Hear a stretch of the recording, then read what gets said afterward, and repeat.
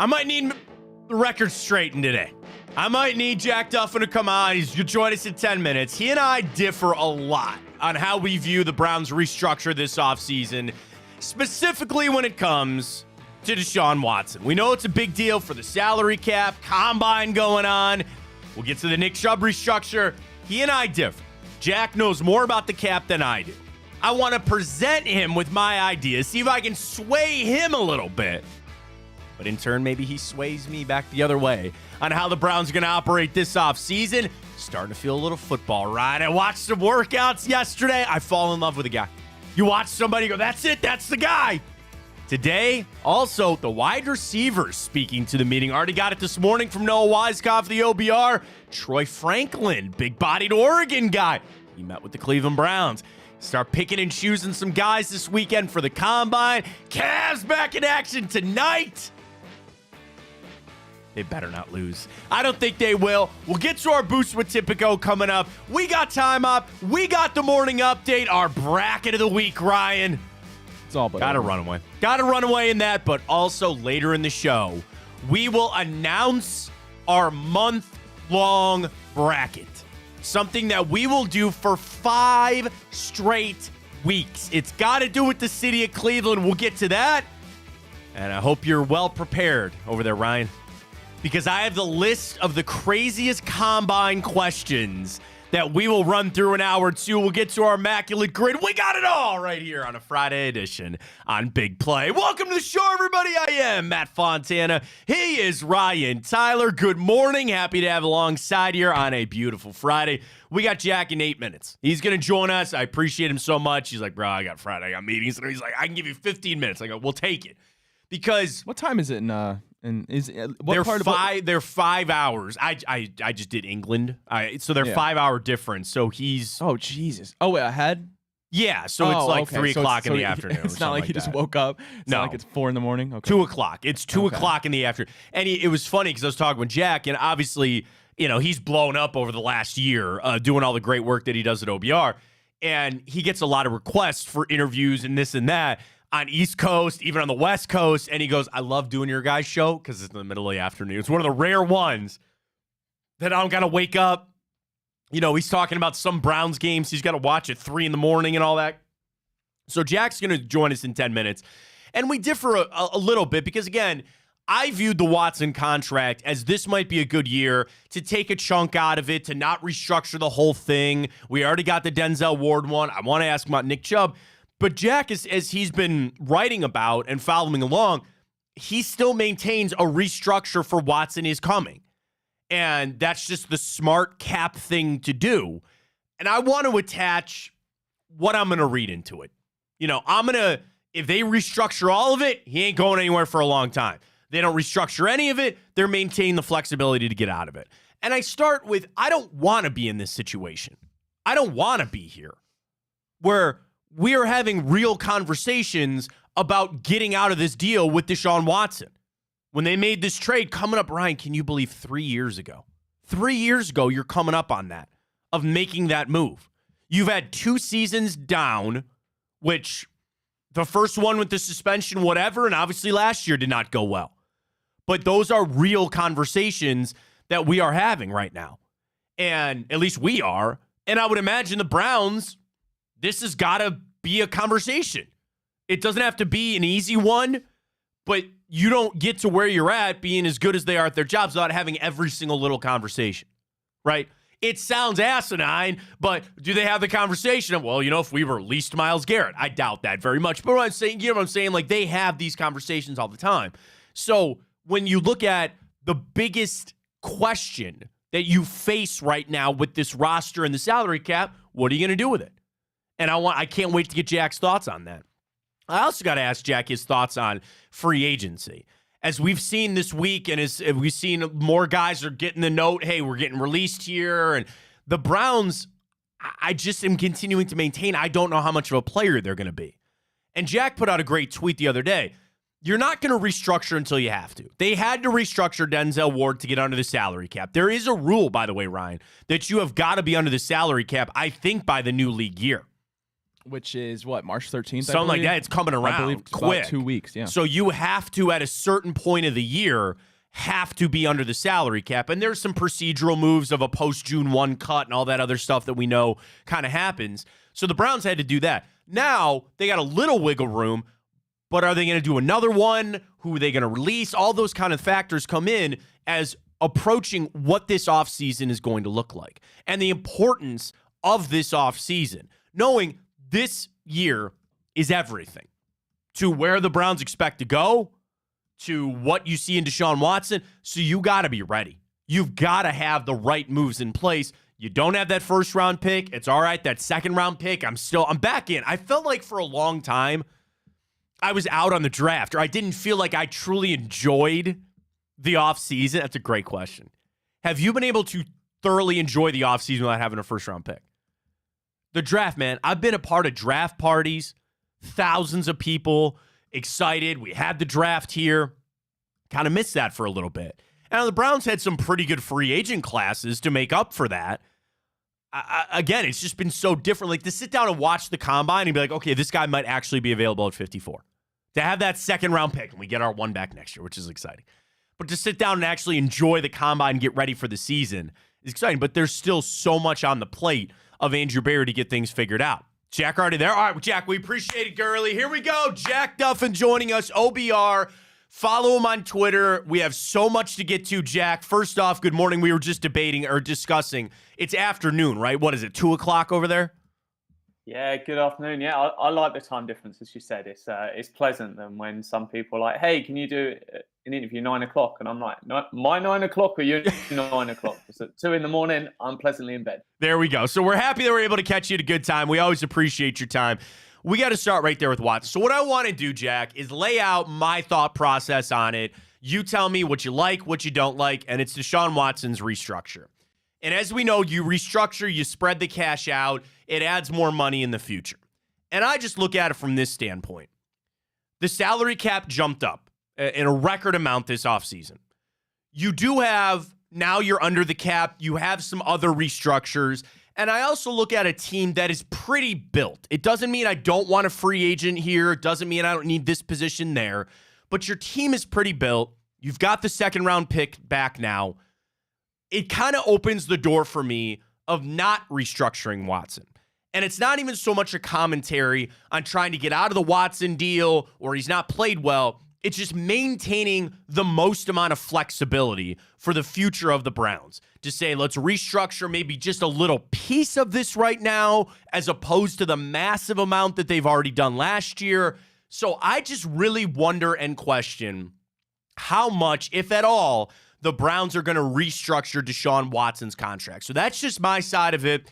But Jack Duff and OBR, I want to give the floor to you. Where do you think the Deshaun Watson restructure stands with the Browns right now? So the reason why I do restructure it this year is Jimmy Haslam is giving Andrew Berry an awful lot of cash to go out and spend on players. And the reason he's able to do that is because Andrew Berry's spreading out these cap hits into the future.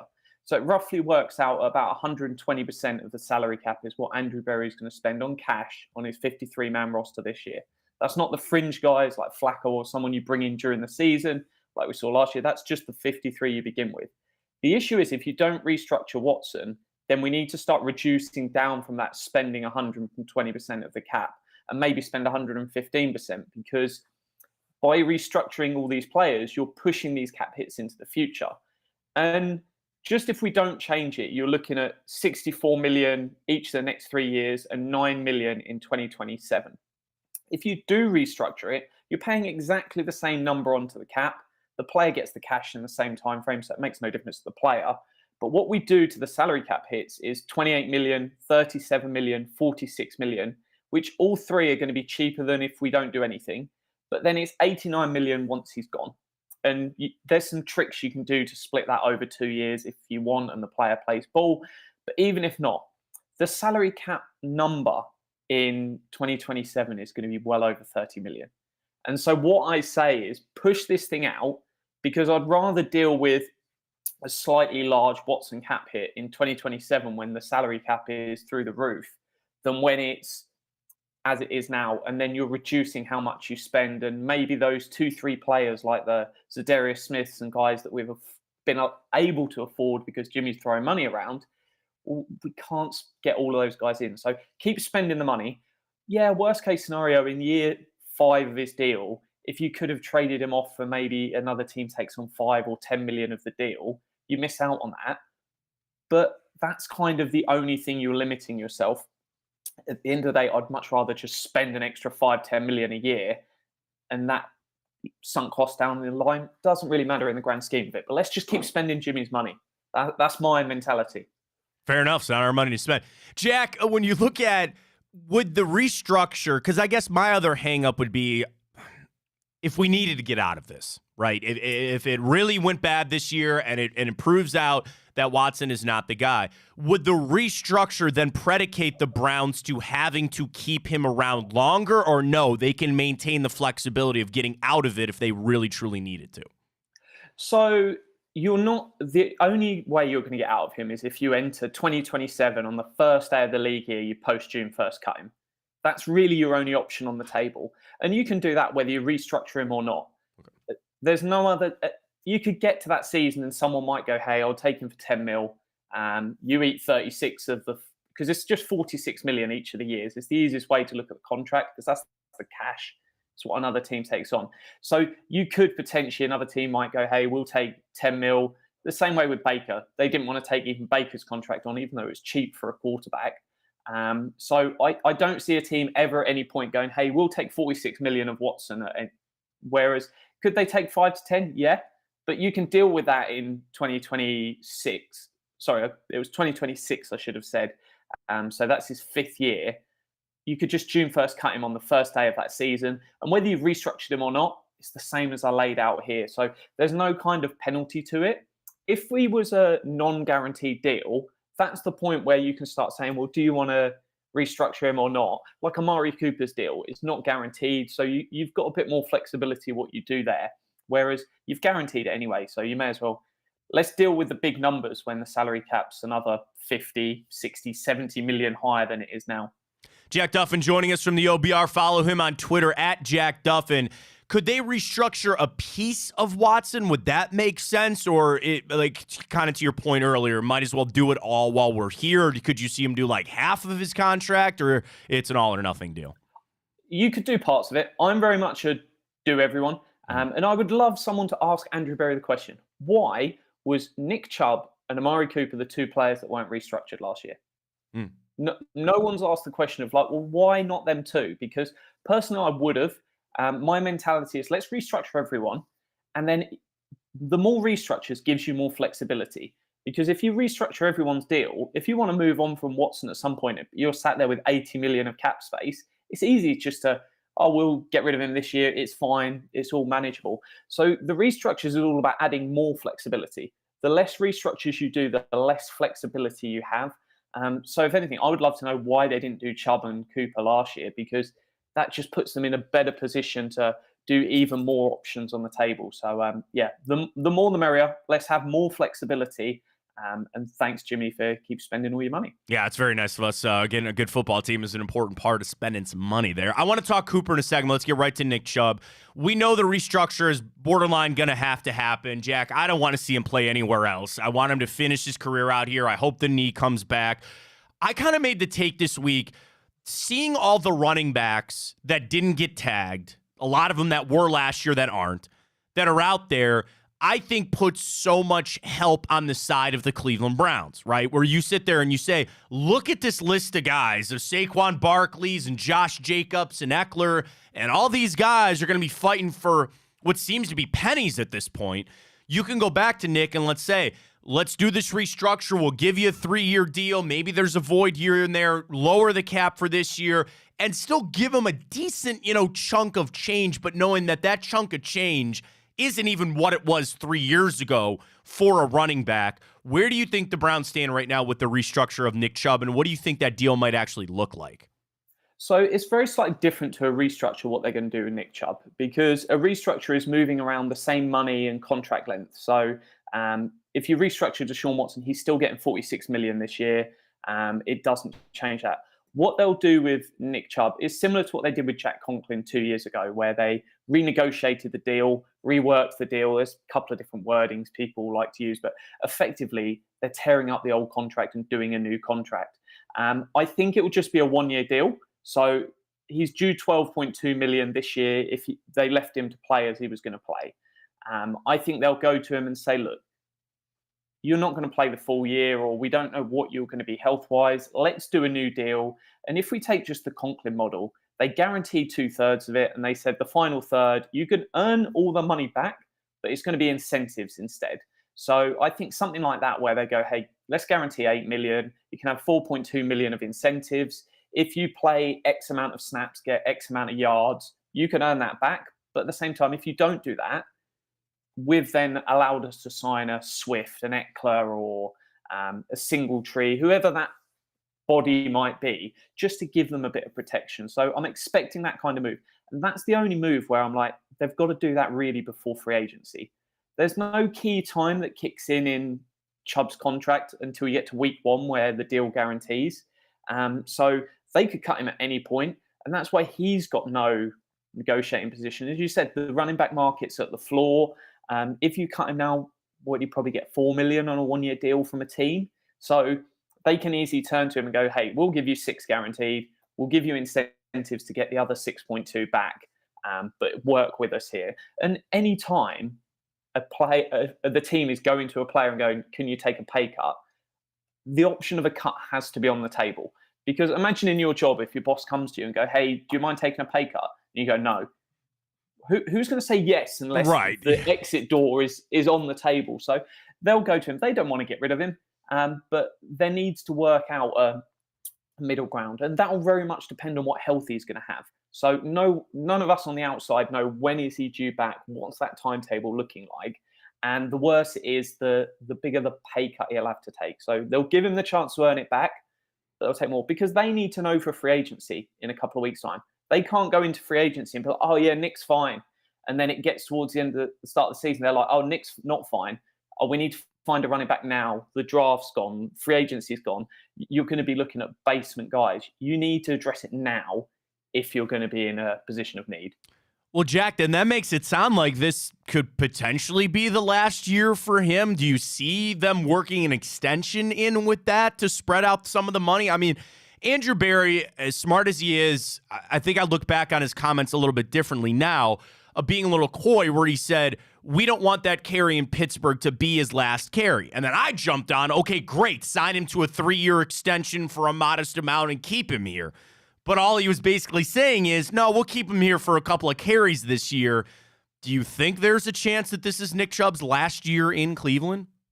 So the reason why I think it will be a 1-year deal is because if you were going to extend him, you're talking, say, it's a 3-year deal at 30 million. Let's say slightly down from what he got last year, but working on the fact he's injured, will guarantee the first 2 years at 20 million and a team option of 10 on the back end. I just think that's really risky because we've got no idea. He might run out there the first play or even in training camp and be like, yeah, I can't do this anymore. No one knows. So to give a player sort of who's got $0 guaranteed and go, hey, we'll give you 20 million guaranteed, it's bad business. So I think they've got to let him play this first year. And if he does well and he looks back to even 80% of his old self, he's still one of the top running backs in the league, they can talk about another deal. But I think he's got to go out there and play, show health, show consistency again, and then they can tie him up to another deal. And it will just depend. As the market for running backs continues to come down, the chances of Nick Chubb being in Cleveland long-term go up. If running backs were getting paid like wide receivers, he'd be gone. And it's just that balancing act. You mentioned Amari Cooper. Last year of his deal, so if they wanted to restructure, they would have to add the void years to that, correct? That would require Amari to be okay with that without technically getting an extension. Where do you think Amari stands, just either with the restructure or with an extension potential with the Browns? Yeah, so when the Browns do extensions, they put in the rights to add void years, to restructure deals. The difference here is it was a Cowboys contract. Right. So they haven't it's not their own contract where they've got all of these measures built into them. So it's one where it's going to come down to what Amari Cooper's camp wants. So I expect them to open talks and say, hey, can we do an extension? If he wants 3 years guaranteed, I think they've got to roll off and go, look, we can't guarantee 3 years into the future. You'll be 31, 32 probably by the end of the guarantees.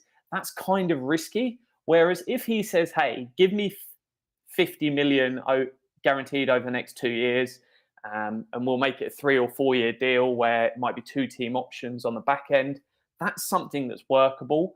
And I think it's really going to come down to what he wants. If they're only guaranteeing 2024, 2025, it's fine. You can get that done. If he wants 2026 guaranteed, that's the point where I go, play this year and let's work it out next year.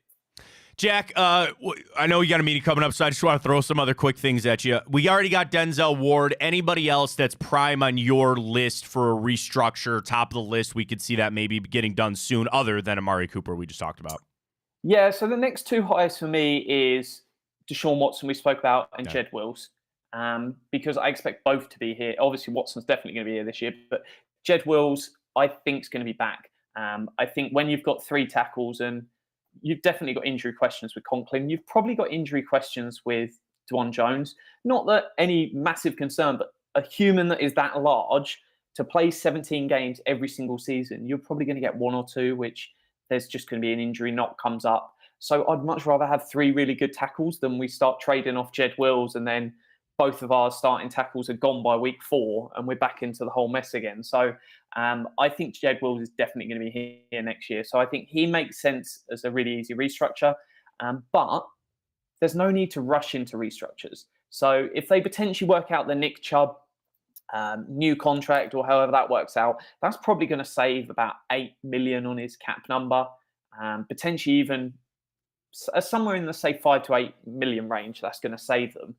Then they're in a position where they can just say, as we need to add a free agent or spend some money, they'll just press a button and Jed Wills' contract will be done. Or they'll press a button and Deshaun Watson's contract's going to be done. Because when you're calling agents and everything else, it's better to say, hey, we've got about 10 million of cap space, than, hey, we've got 80 million of cap space. Can we have a chat about signing your player? And they go, hey, yep, give us all this money.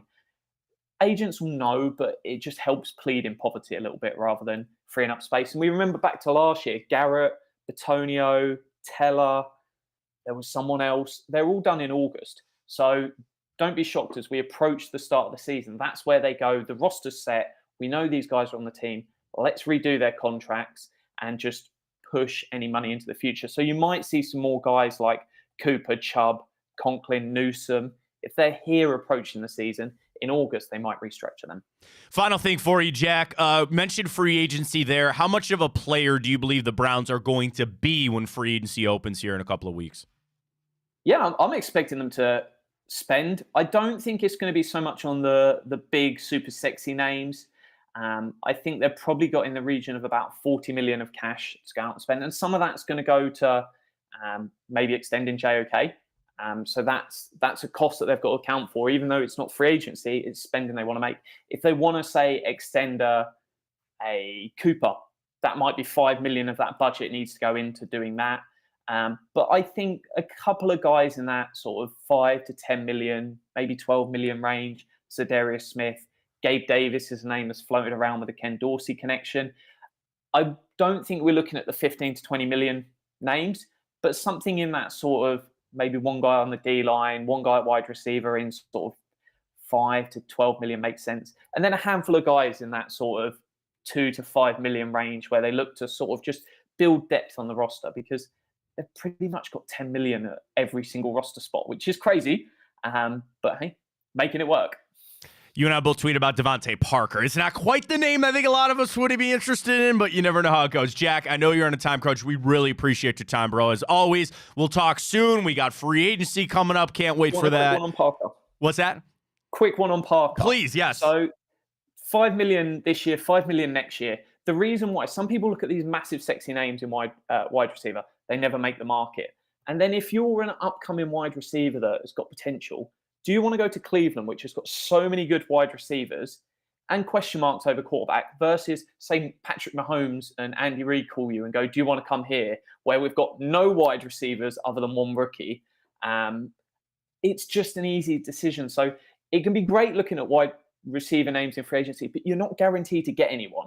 So that might be the reason why Devontae Parker's not plan A, but it's just a nice option to have. So sometimes you got to set those expectations. Whereas, hey, if you want to get someone on the D line, big prove it deal, who doesn't want to come play on the D line? You can elevate your value. Can't always do the same thing at wide receiver, just because even in Njoku in that mix, there's too much talent, which is a good problem to have.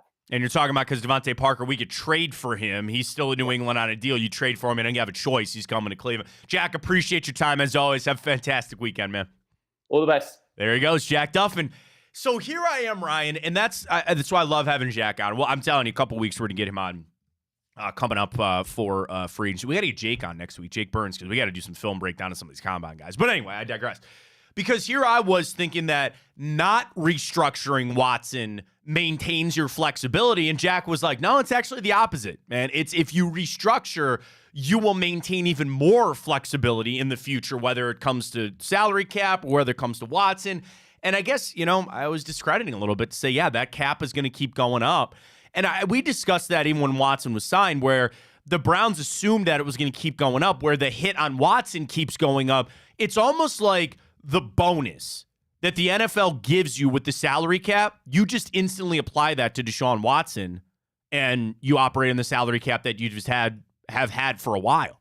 But I wondered just when they were going to start paying the piper on that, because eventually you got to do it. Yeah, I got to ask you this. Feel a little bit better about Nick Chubb?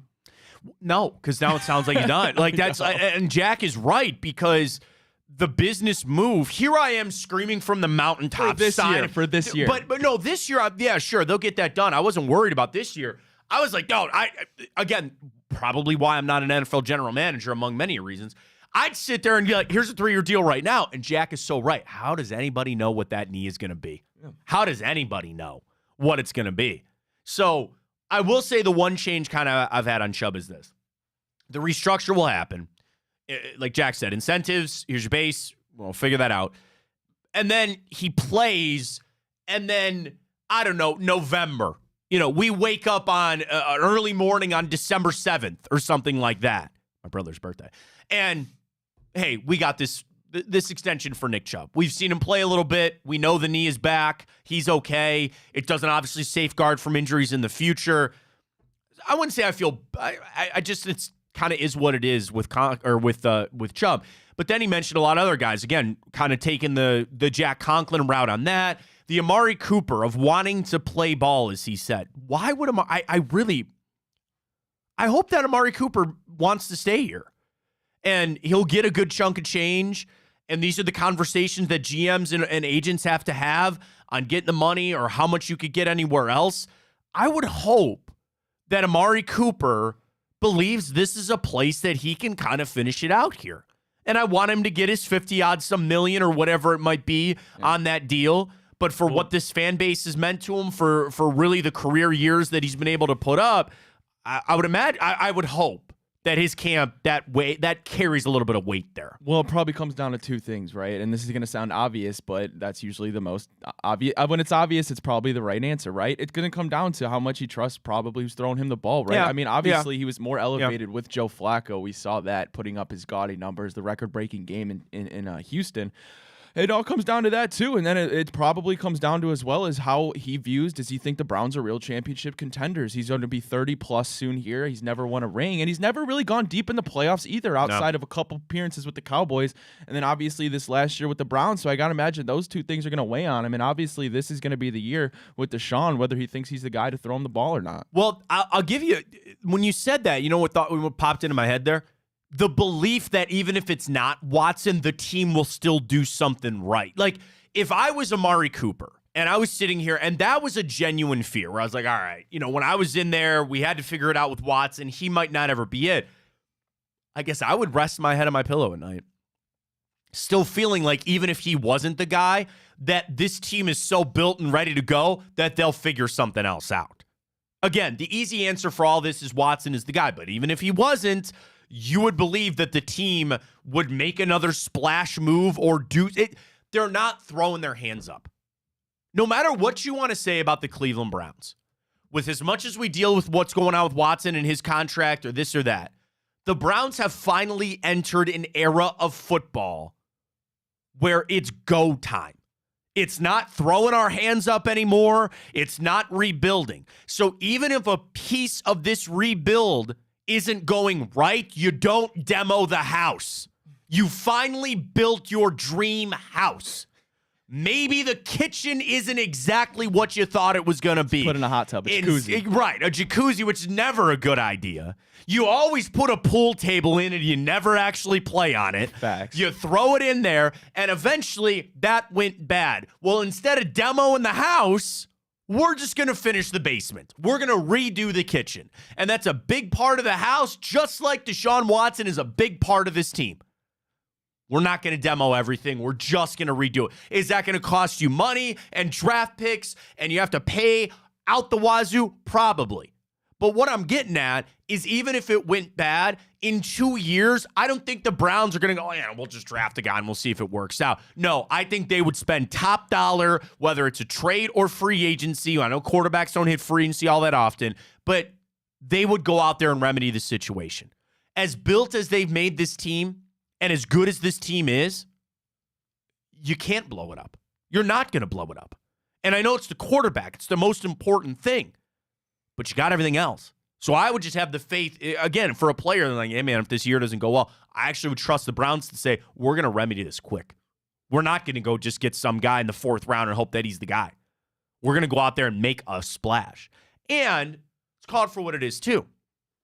One of the big shifts that I frankly have seen in the NFL, probably over the last 5 years, is actually a surplus of quarterbacks. Now, we all want elite, and you want Joe Burrows, Lamar Jacksons, Patrick Mahomes, sure. But if I ran through the list of teams that actually have viable quarterbacks, I don't think it's ever been as high in the NFL, where even just this offseason, joke about Russell Wilson as I do, your beliefs of Justin Fields, Kirk Cousins, those guys are all semi-available in one way or another, some more than others. And you've got a draft of a minimum of 3 guys going in the 1st round. Did you see that video of Michael Penix throwing in the hotel? Yeah, well, they're all doing it. I know, but what I'm saying is people are starting to get a little juice there on Michael Penix this week at the Combine. So that's what I'm saying. You already got a well-established quarterback room in the NFL in general, and you're adding even more now to it. Like, again, I would just believe for the Browns, even if it went bad, they're going to remedy that quick. I hope. Jack threw out that $40 million he thinks that the Browns are going to have to work with this offseason for free agency, whether that's going to get a guy, whether that's a jock extension, right? Yeah, that's a good point on him. Great point. That'll happen. In my head, I'm trying to balance. I'm like, okay, do I like with that money, right? Do I want to grab a free agent receiver? Do I want to extend or re-sign Za'Darius? Do I want to then do I want to draft a receiver? Do I want to draft a guy like Tavondre Sweat to fill in that line when we're going to need it, right? I'm just thinking of these wide receivers. You watched the Combine. I watched Tavondre Sweat look like the whole. Can I tell you, like, the D-line, which we watched work out yesterday, and some of the linebackers, and everybody jumped on the fact the Browns sent out a picture of Tommy Eichenberg, and sure, I'd take him here. That's fine. The one thing that I love more than anything when it comes to D-line is just hulking human beings. And it doesn't always have to be a height thing. It can be a width thing. But some of those guys, like Miles Murphy, not that one, the other one, the guy from UNC, not the Clemson guy. I want these 6'4" guys, 3'0", whatever. And, dude, they were all running 5.40s yesterday. Good Lord. Man. And Byron Murphy ain't going to be there. I'll tell you that right now. He's a little shorter for me, too, by the way. But when I look at a D-line, you just give me some hulking guy, and we'll figure it out. It's Tavondre Sweat. Well, did you know Bill Belichick's thing about D-lines? You know what he looked at? Their butt. He goes, how wide is their butt and their hips? If they got wide butts and hips, then they can play D-line for me. Eating up a little bit of space. I'll give you one shock of one guy that he loved, Danny Shelton. There you go. That's a thick Danny frame. Shelton was... I've run into, basketball players, and you look and you're like, oh, my God. Football players, just jacked all that. Danny Shelton. And DeJuan Jones is certainly that, too, but Danny Shelton, for a width standpoint, he's probably Bill Belichick's favorite player of all time. Got to be up there for that. So watching the D-line guys, I was like, all right, I'm in. Back to your point about applying that to other places, sure. And you got the money, you want to spend it, that. the wide receiver, which, Jack and I both kind of tweet about Devontae Parker. If that truly is Andrew Berry's blind spot, which is fine, I don't have a problem admitting that. Every GM's got one. Then you know what you do? Quantity. Get as many in here as you can, and then try to sift through and find the one, whether it's drafted. I'd draft another one. Not high. Well, I guess I take that back. I'd take one of the second round. Troy Franklin, 6'3" guy, Oregon, met with the Browns. I'd take him at 54. Well, go look at a receiver room. I mean, outside of Amari Cooper and I guess David Njoku, but he's a tight end. I'm saying like our receiver room is so young. Oh, young. I thought you were talking about size. No, our room is so young, right? Yeah. You bring a guy in like Devontae Parker, who's kind of he's bounced around a couple places. Sure, Miami, he's not. New England. I'm not saying he's but a reliable guy. Bring some vet presence in here with everybody you can in. Do it. Somebody tweeted me yesterday. They go, "What's up with Chad O'Shea? He's a wide receivers coach." And it was a respectful conversation with whoever it was on Twitter, which I appreciate. And they were like, all this flack, it doesn't seem to come back from Chad O'Shea. What do you think of him? And I said, all I can operate on is what I've heard from other people and from the view that I get from people that are in the league. And it's that Chad O'Shea is actually a well-respected wide receivers coach. It's not that he's the Bill Callahan of wide receivers, but that, again, he's pretty good at what he does. So then I got to look at it and say, you can only do so much with what you got. And I guess for the fact that he's still here, that now that we've literally had so much turnover, I was trying to rack my brain on this. Chad O'Shea, and I think maybe Jason Tarver, the linebackers coach, they're the only two left from Stefanski's original hire. Don't quote me on that, but I feel pretty confident in saying that. I think so. So I'm saying if he's stood this long, now the other side of that, you can be a real jerk and be like, yeah, it's because nobody else wants him. Okay, fine. But I'm saying if he's still here for that reason, I don't know what else to look into with that. Yeah, I mean, Jack, as always, great stuff. I think the biggest takeaway for me is the Watson stuff. That's what the answer I wanted. And he says, Matt, you got to restructure. It's the smart thing to do. It maintains that flexibility. And I guess I'm searching for an unanswerable question today, and that's if Deshaun Watson is the guy.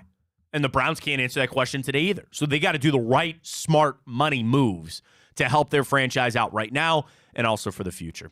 Great stuff with Jack. If you missed it, go back. You can catch it on Twitter. We're up on YouTube as well. Easily rewindable, and head back and check that out there. We're also streaming on Twitch this morning, as always, at Matt Fontana Show. Let's catch our first break. Tell everybody about Tipico. I hit a little on Tipico last night. I was bored. I was holding a kid. So I hit 2. I hit the Warriors, and I hit the Nuggets -4.5 last night.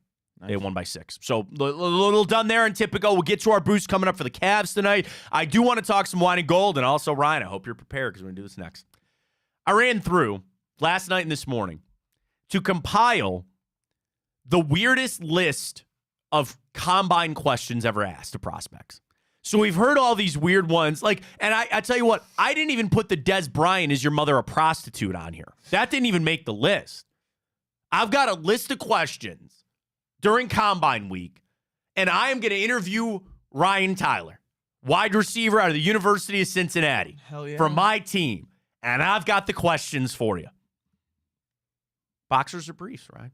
Hold that. We'll get to it when we return. I got the questions. We'll get to that coming up. And also, there's 2 prospects. One doesn't believe in space. The other one thinks birds are a government creation that land on telephone poles to recharge their batteries. Look, I told you I don't believe in the moon landing, but there's different levels to that. Scratch those guys off the list. I'm not drafting him. No, not a shot. No, they're going to be in that locker room spreading conspiracy theories with their tinfoil hat. Let me tell you that. Combine questions, we got it next for you. Friday edition right here on Big Play. Stay with us.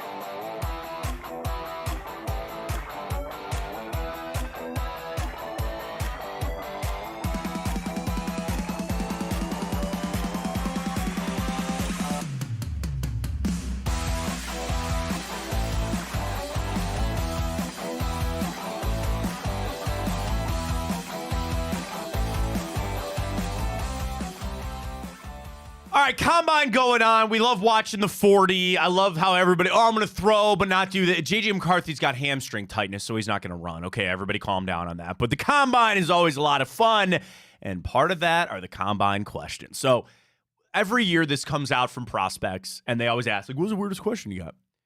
And I've compiled. I went through of history. Now, some of these are easy. Like, everybody had heard when they asked Des Bryant if his mom's a prostitute. I didn't know that. Yeah. The other one was, if your dad is a pimp, what's your mom's job? And somebody goes, well, they work for my dad. And they go, so that would make her a like, why did they so hung up on that? I don't know. They grilled this other guy, like, have you ever done crystal meth? He goes, no. Have you ever done crack? And he goes, aren't they the same thing? Have you ever done, and they good answer, aren't they? That's like right. You don't know. Yeah. He goes, I don't know, whatever. Virginity questions, all that. So I kept it above board for some of these. And Ryan, I compiled a list of the weirdest combine questions. So I'm going to welcome you in the room now. You sit down. We got 10 minutes here. You are a wide receiver out of the University of Cincinnati. Ryan, I'm Matt, general manager of the Cleveland Browns. Nice to meet you. How are things going? Do you believe in space? You paused. Absolutely. That's okay. All right. Okay. You paused a little bit. I paused because I was just shocked by that question. Okay, of course it's real. Do you believe that birds are a government creation? I do not. I believe that they're I bring that up because specimens. these two prospects said that. I know. You crossed them off the list. Birds are drones created by the government? Like, to do what? Has he to never spy on us? Has he never like touched or seen a bird? Like, his up close? claim was these anti-bird people, which exist, that you've never seen a baby pigeon. Yeah, I have. Okay, well there you go. Tell them that. I've never seen one. I've seen baby birds. I've never seen. I guess maybe their not, claim is that they've never seen a baby pigeon. They think pigeons are spy tools for the government. Well, that's just because they used to use them for like messengers and stuff. Who says they can't? They're robots, Ryan. The kid said, this is literally from a prospect at the combine. Said he doesn't believe in birds. I saw it. And that they recharge themselves when they land on telephone poles. I saw that. Yeah. That's how that works. As long as it's not going on my bill for the electric, it is what it is. All right, next up. If you were in a fast food restaurant and you sat down at a table and there were a pile of napkins that appeared to be unused, what would you do with the napkins? Which goes right into our bracket of your favorite fast food place. You'd be at Chick-fil-A, Chipotle, Wendy's. Can you repeat the question? So you sit down. Okay. There's a pile of what you believe are unused napkins. What would you do with the napkins? Well, I would see if I'm in need of a napkin. Am I eating? Am I getting messy? I would use it, I suppose, if I needed it. All right, I would answer that question. I would do nothing. They're not mine. They were there. They were sitting there. I don't know if somebody blew their nose into them, put it back down. I'm not wiping my face with that. I would just leave them be. Wouldn't throw them away. Maybe somebody else came back for the napkins. Maybe somebody could go, hey, I forgot these. And then I threw them away. I don't want that. I'm got to be a confirmed. They were there when I got there. They're not mine. They're going to stay there. And this is a funny one that Ray Farmer for the Browns used to use. I'm not going to necessarily time you, but close. In 1 minute, name all the uses that you could find for a brick. I could build a house. Okay. I could probably don't want to say this. I could break a car window. I thought the same thing. That's fine. Okay. I could use it as a paperweight. Okay, that's a great one. I could use it to lift, build muscles. Oh, that's a great one. I could use it to prop a door open. Prop a door open. That is a good question. Yeah. I could use it to, I suppose, a footrest. I could. Oh, that's a good one. I didn't think about that. I could use it as a craft project for the kids, maybe if you really wanted to. There's a brick. Play with a brick. I could use the brick as I could paint the brick, sit it there, like use it as a painting. Yeah. I could stack another brick and play Jenga. Okay. I could. Oh, that's very creative. Very well done. I could break the brick up. So I guess, and I read this off that, they want to understand if you would think beyond just the brick itself. I could break the brick up. I could make a clay and build a pot out of it. I could make a plate out of it. Now that would require water and something else. But it's just, do you view the brick as just the brick, or do I view it as something else? I could break it and turn it into something else. So interesting answers on that. Do you like cats or dogs? I like both. I like all animals. Okay, fair enough. I would go dogs. Would you share your internet history with us? I wouldn't share my internet history with anybody. I would be interested to respond.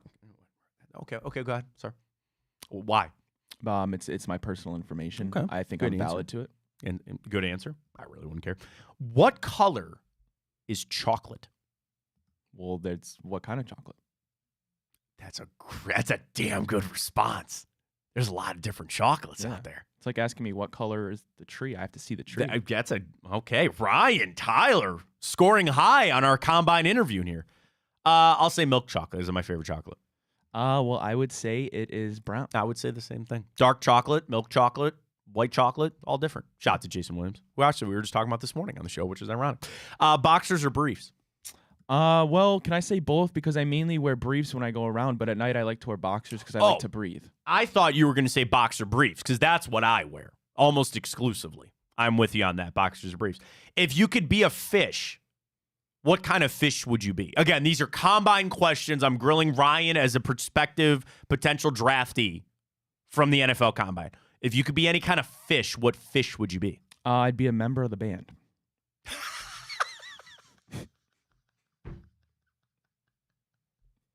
Did you like that one? So would you be the bassist? Would you be the drummer? That's a good answer. Does that count? Sure. Count whatever you want. Are you a big fan of fish? No. Real big fish or regular fish? Filet of fish. Filet of fish. I get one today. It's Friday. I don't know because I guess I would want to be a fish that doesn't get caught. I don't want to be a perch or a walleye. Is I'm going to get caught, I'm going to get filleted up or put up on somebody's wall. I guess a great white would be pretty cool, but they get taken down by killer whales all the time. Well, think about how many fish there are. There's bound to be fish that haven't even been discovered yet. So I'd like to be one of them because I like to look at it. I'm an undiscovered gem. I would love to be one of those deep diving Mariana Trench ones because I don't like people and I just want to be left alone. There you go. Just throw me down there in the bottom of the ocean. I want to be that. Are you afraid of clowns? I don't particularly like them. I don't think if one came up to me, I would necessarily be scared, but I'd like to stay away. I don't have. I would say no. And the answer of like, are you afraid of clowns? Probably not. That's not a fear of mine. What is your fear? Your biggest fear? That's a great question. I would say. Why we're in the combine, Ryan. We're asking the. I would say dying alone. You're 23 years old. What do you mean dying alone? You asked me a question and I answered it. Are you really thinking that far ahead? You asked me a question and I answered it. Dying alone is your answer. You asked me a question and I answered it. Again, it kind of goes back to I wouldn't mind getting away from people. No, dying alone. That's an interesting answer. I thought you were gonna go like snakes. Snakes is my answer. I hate snakes. Can't do them. I don't like spiders. My brother's definitely afraid of spiders. Me too. Snakes. Doesn't every person have a little fear of heights? Yeah. I know you could say like, oh, I jump out of airplanes and all that kind of stuff. And I like going to Cedar Point, but you go up on Millennium and you look over to the side, you're like, oh, God. Yeah. So I think everybody's got a little. Do you know? Here's a little trivia question for you. Do you know that newborn babies, there's only 2 fears that are innate to people? Every other fear that you have outside of these 2 is a learned fear. What are the 2 fears that every baby is born with? What was one height? No, because falling. Everybody falling and loud noises. Okay. Those are the only 2 fears that humans are pre-programmed with. If you're afraid of spiders, you learn that. If you're afraid of snakes, you learned that. If you're afraid of clowns, you learned that. That makes a lot of sense. Everything else you learn. Any other fear that you have. I'm trying to think if there's any weird fears that anybody's told. Like, there are people that I know somebody that's definitely afraid of clowns. I know somebody that's like afraid of, I think it's like mayonnaise or something like something, I'm serious, something weird like that. Mayophobia? I don't know what it is. It's the opposite of what Will Levis has because he's got a love of, he's got a nymphomayo. Wow. Oh, it's called mayophobia. See, it's not real thick. The fear of mayonnaise. Arachnophobia. Fear of everything else. Again, combine questions over the years. Now I just can't get nymphomayo out of my head. What would be the perfect day to you? If you were to describe your perfect day, what would it be? Probably be a day of self-reflection and relaxation. Okay, self-reflection.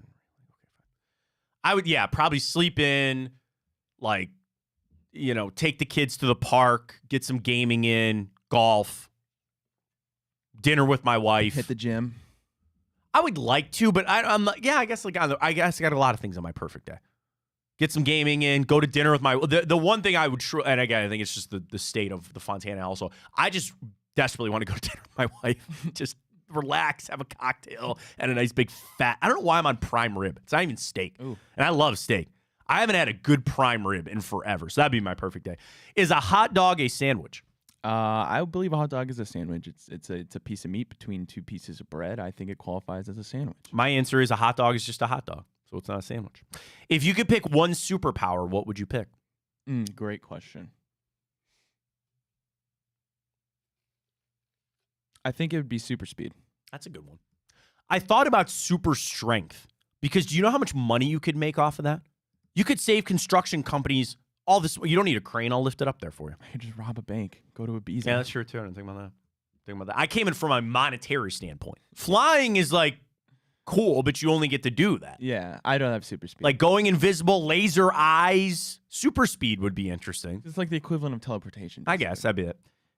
Pillow or a blanket? If I could only have, like you only get one. You got that sleepover with your friend. They never give you the right thing. A pillow or a blanket? I actually have a very strong answer for this one. I would personally rather have a blanket. That is the correct answer. I don't, believe it or not, I don't use a pillow. Really? It's probably good for your spine. spine. On my arm.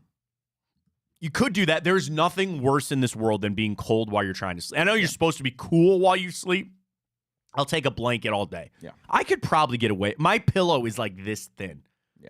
You could easily tell my wife and I, her side, like we have no decorative pillows. I love my wife for a lot of reasons, and I got to tell you one of them, she's not all into these glitzy, glammy, like every pillow in our house gets used for something. It's not just a decorative pillow. So even on our bed, she's got a lot of pillows. Me, I've got two. One of them is about this thin, and that's usually one that I use, so I agree with you. And the final one, again, these are all the weird combine questions that I've compiled over the years from people. If you were a kitchen appliance, which one would you be? Oh, great question. I would think that I'll be a fridge. I thought about being a fridge too. I'd be a fridge. Because that's the one, like the dishwasher, I hate the dishwasher. I hate doing dishes. The oven, I'm not good at cooking. The fridge, multi-use. I throw my beer in there. Exactly. I've got a nice cold cut sandwich in there. Maybe a hot dog that's not a sandwich that's in there. The mayonnaise we were talking about, it could all be in the fridge. I preserve the life of other things. That's pretty good. I like that. Blender. What else? A food processor, a toaster. There you go. Air fryer, which everybody has now. Yes, air fryer. Air fryer's good. Air fryer's good. Those are all the weird questions. So again, I just want to. So I'm going to run through them quick with everybody. Do you believe in space and birds? If you're at a fast food restaurant and a pile of napkins were there appear to be unused, what would you do with them? In 1 minute, name everything you could use a brick for. Do you like cats or dogs more? Would you share your internet history with us? What color is chocolate? Boxers or briefs? If you could pick any kind of fish to be, what kind of fish would you be? Are you afraid of clowns? What's the perfect day to you? Is a hot dog a sandwich? If you could pick one superpower, what would it be? Pillow or blanket? And if you were a kitchen appliance, which appliance would you be? Those are all the questions that I got over the years from people. And again, some of them, like, I didn't put them in, but there's some kind of weird ones of like, yeah, when did you lose your virginity? Do you find your mom attractive? Are you gay? Like they ask all these questions in these combine interviews. The thing that from my understanding is they want to get you off tilt. They want to get you in a place so you're not, and then they throw something quick at you. There's other ones that they walk in with like a box of puzzles and a puzzle, and they just put it on the table and they go, get this done as quick as you can. And they want to see your thought process, right? If it's my son has this, right? It's a box, and there's 4 different shapes. There's a star, a circle, a square, something else, a triangle. And then there's also different colors. And if you needed to color coordinate, but also do the shape, which would you do the colors first, then the shapes? What would you do? How'd you figure it out? They just want to get you off tilt to see how you think. So those are some of the questions that they get. And I also think it's interesting that a couple of years ago, they came out and they told these teams, like, you better keep these above board, man. They're only asking these guys, have you ever done crystal meth? Black tar heroin, have you ever seen it in person? some of this stuff got a little much coming out. But I thought I tried to get the best ones that I could. I thought that was a pretty good list. Ryan, I think I'd draft you. I like some of your answers. I think I like some of your answers there. Awesome. Dogs and cats was a good one. I agree with you on the blanket. I liked your thought process on the brick. Yeah. I liked your thought process on the kitchen appliance there. So you're on our list. We appreciate it. Best of luck to you at the rest of the combine. Hopefully we'll catch up to you soon. And, we'll maybe see you down the road here a little bit. I appreciate it. There it goes. Ryan Tyler, wide receiver out of Cincinnati. Passed it. Passed all of our questions there. They should probably talk. I'm sure they're like, hey, what do you think about this concept? No. Dogs or cats? Yeah. Dogs or cats? Do you think that there would be a GM? They'd be like, no. No. You said cats. Absolutely not. Yeah, Mark Davis. Probably. He's probably got some trippy questions. Could you imagine that too? What if he straight up, do you like my haircut? Yeah.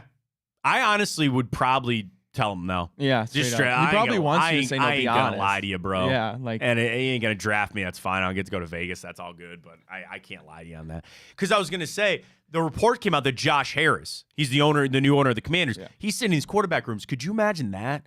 Here's this guy, like uber billionaire, sitting there asking you questions. And I'm not talking about, I guess the top quarterbacks would be in there. But what if you were like some third round pick sitting there talking to this guy going, oh, crap. What's he going to ask me here?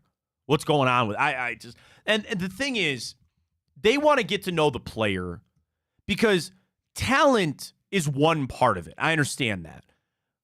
But a knock that gets put on GM so much, as it should be, are guys that aren't true professionals. And I know you instantly think of Johnny Manziel and Justin Gilbert, how they completely swung and missed on those two guys, right?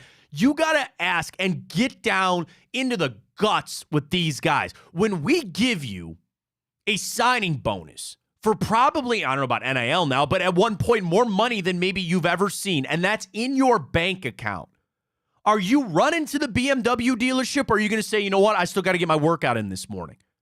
When you're sitting up at night and your buddies are trying to tell you to come to the club so you can buy them bottle service, are you going to sit there and watch your iPad and watch tape at home, or are you going to go do that? Like, that's the kind of stuff that they need to figure out, because that is how important this job is. A job.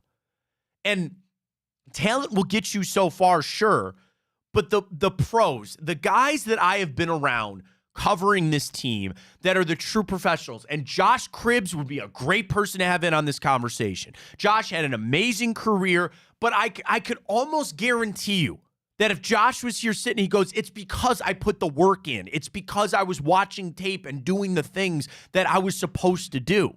And that's easy for us to sit here, me at 34 and Josh with his career. How do you do that to a 23-year-old kid? 21 years old. Here's all this money. You're now in the NFL. Are you going to be a guy that's going to show up and do the right things and be the pro that we want you to be? Or are you going to turn, again, I'm not even talking about the Browns, Justin Blackmon and Deion Jordan and all these guys that were high draft picks that just blanked it away. Who was that guy, that offensive lineman? Do you remember him a couple years ago? Isaiah Prince, maybe? It sounds like a guy from Ohio State. He was drafted by Miami. Isaiah Wilson. What did he do? Yeah, Isaiah Wilson, right? Okay, let me tell you about this guy. He is 25 years old today.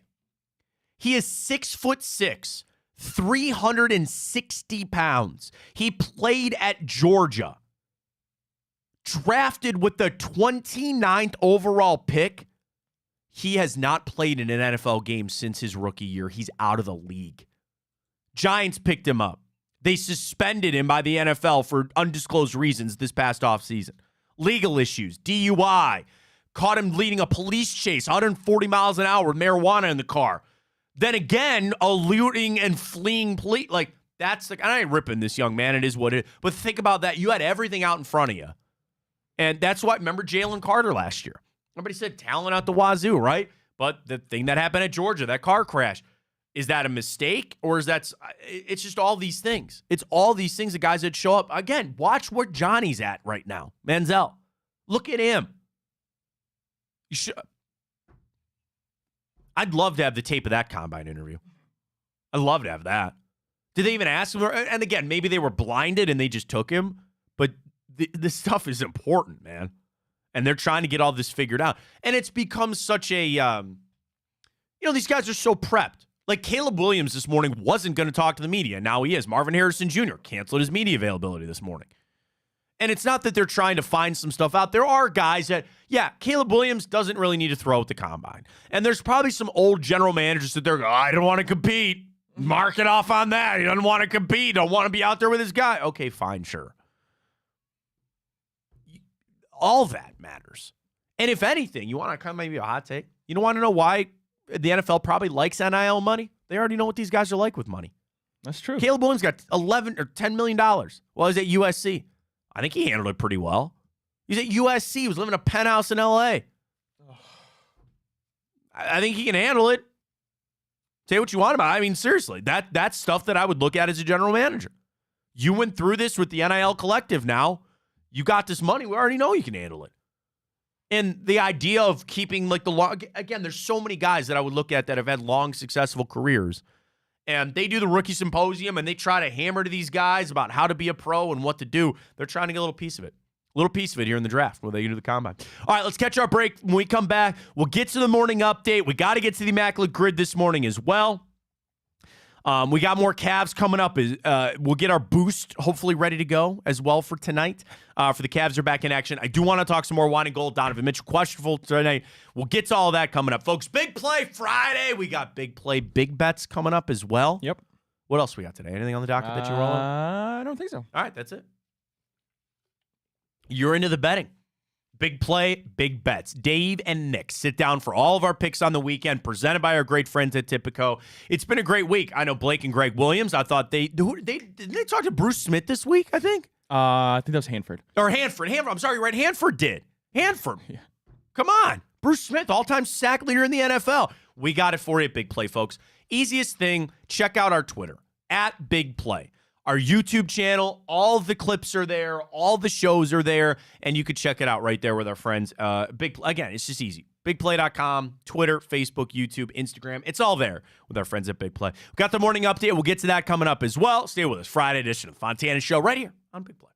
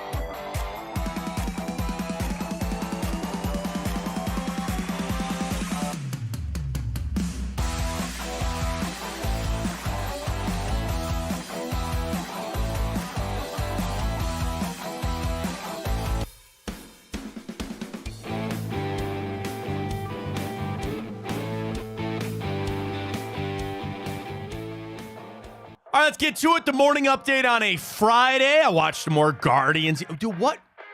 Okay, never mind. I don't want to. I had to watch the Guardians game yesterday with the Angels radio network as the audio. And I know it's spring training, and like we love Bally's. It's not really their fault. At least I got to watch it. Gavin Williams, good. So I watched a little spring training yesterday, which was fun. Combines in action. Cavs back tonight. Use that code Fontana100 at Tipico when you get signed up. Ryan, let's get to it. Our morning update. Well, yes, Matt, the Cavaliers are back in action tonight after that double overtime heartbreaking loss to the Bulls, but they look to bounce back against a pretty lowly Pistons team here, Matt. Let's get right back on track. Yeah, they need it bad, and the Pistons, I literally clicked on an article this morning. It was kind of a joke. They said, hey, congratulations, the Pistons don't have the worst record in basketball anymore. The Wizards do by half a game. You know, the thing about tonight, we'll do trends a little bit later if you want, but I will tell you this. The Cavs have not covered in their past 7 games, and the Pistons are on a bit of a hot streak for covering. Let me get you the trends here. Let me pull it up for this game tonight. Cavs are 0-7 against the spread their last 7 games, while Detroit is 15-5 against the spread their last 20. Now, Detroit is only 1-6 straight up in their last 7, and the Cavs are on a 15-5 straight up winning, not streak, but in their last 20, they're 15-5. So they're going to win. Cavs are on an 8-game win streak against the Pistons. Now, I don't know about the cover. It's at 9 on Tipico. The under seems to be the slam, too. Under 8 out of the last 9 games for the Cavs on the road. And for Detroit, under 7 out of their last 7 games. 6 out of their last 7 games against the Cavs, and under 6 out of their last 7 at home. What'd you say it was? 220? Yeah. 221 on Tipico. On Tipico. I like the under more than the spread. But I'd still take the spread at an alternate like 4.5, I think, for tonight for the Cavs. Get back in action. I know Donovan Mitchell's questionable tonight with the knee. Get him some time off. That's fine. He's tired. I don't blame him on that. Got to get him rested up, get him ready to go. We'll see how it goes. Well, one Miss Caitlin Clark announced she is going to enter the WNBA draft next season and move on to the big leagues. And you might think, well, no kidding. Why wouldn't she? Well, Matt, in the world of NIL, things are a lot different now. She means so much to college basketball. And as I think about, we have the women's Final Four this year here in Cleveland with Caitlin Clark, and Ohio State is the number 2 women's team in the country. Could you imagine the boom? They need Iowa and Ohio State to make that so bad. So bad. That would mean so much more. Even I'll tell you this, even more than Ohio State, you need Caitlin Clark to make it.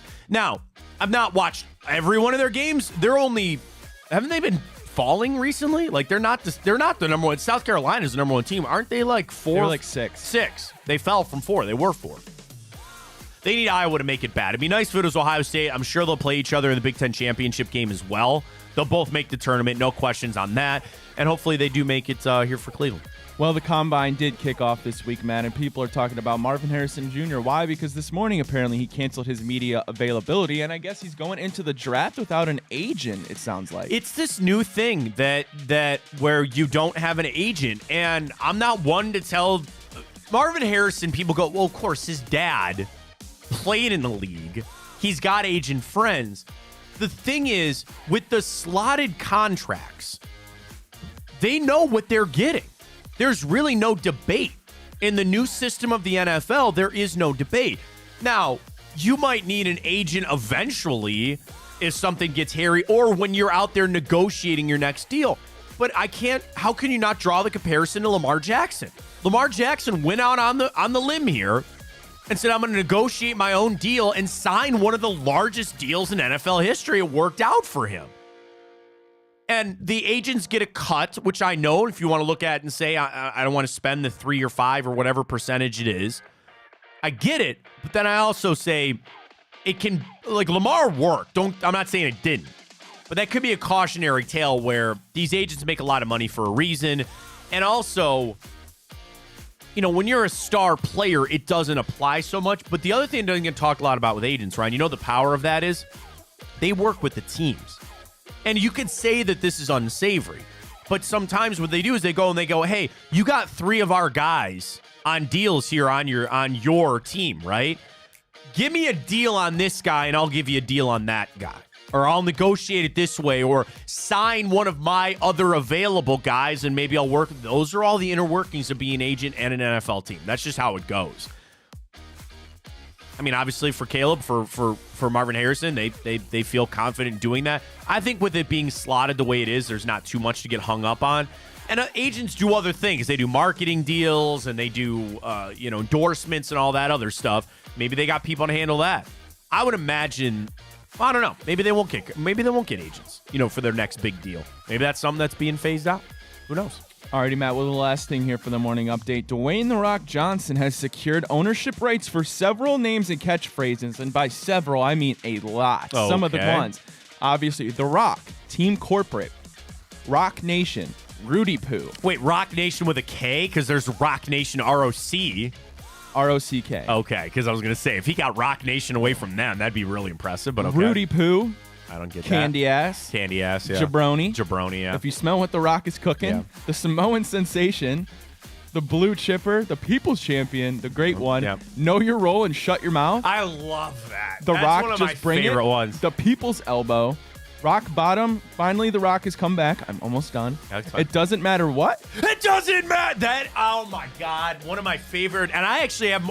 It's weird you brought that up. I've got breaking wrestling news this morning. We'll get to it in a second. Perfect. Just a couple more here. Rockpocalypse, Project Rock, and lastly, the most electrifying man in sports and entertainment. That would be him.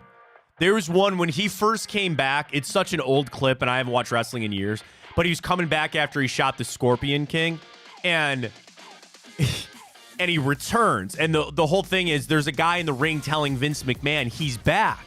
And he goes, Stone Cold Steve Austin? And the guy goes, no. And he goes, the he you were talking about wasn't Stone Cold? Then who the hell was the he you were talking about? And then it just erupts. And it's The Rock, and it's one of my... I was watching it. I wasn't supposed to be watching it. I was like, yes.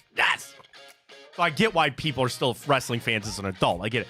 So anyway, he comes down and he gets in the ring and he's just so good on the mic. That's why we did the bracket of the best wrestler. I think it's The Rock, man. He's so good. And he's in there and he looks at Vince and he's like, oh, what's the matter, Vince McMahon? Did you not think that it was going to be The Rock? Did you think it was going to be Stone Cold Steve Austin? Is that what you thought?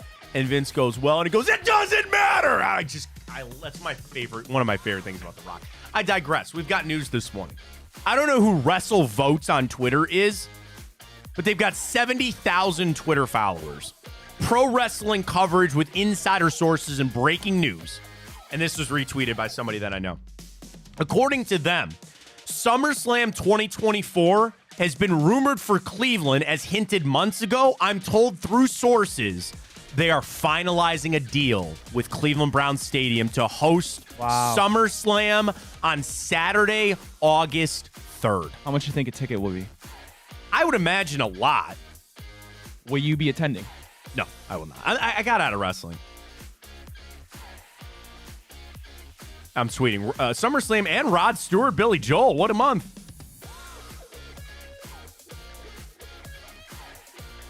There we go. I haven't watched wrestling in years. I respect people that, that's your thing. That's cool. And it's never... it's fake. It's scripted, but it ain't fake. You watch Mick Foley take a header there. He really did, okay? And I have a nostalgia factor for it.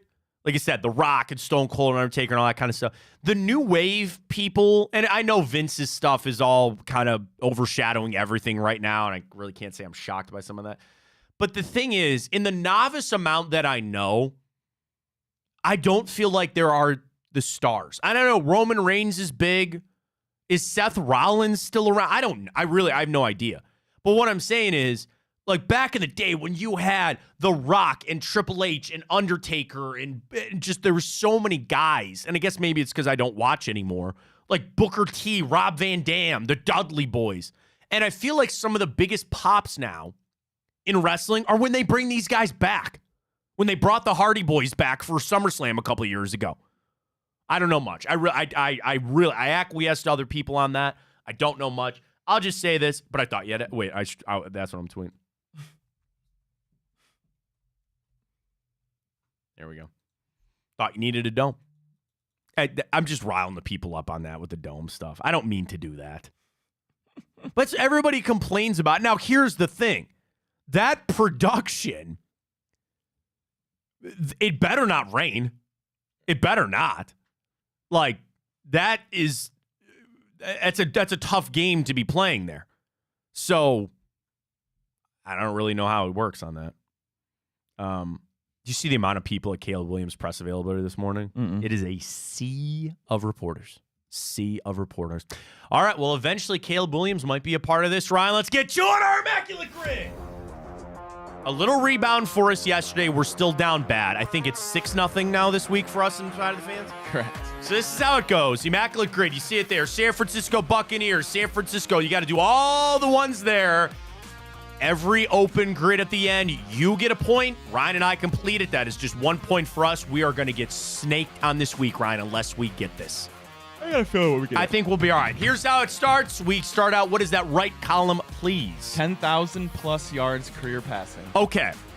So let's get started on this. And I instantly am already starting to feel quarterbacks through this whole thing. But let's play it on out here. Would you want to start with that? Are there some players that you're feeling right away on some of these other positions? I got a San Francisco Bears one for you right out the gate.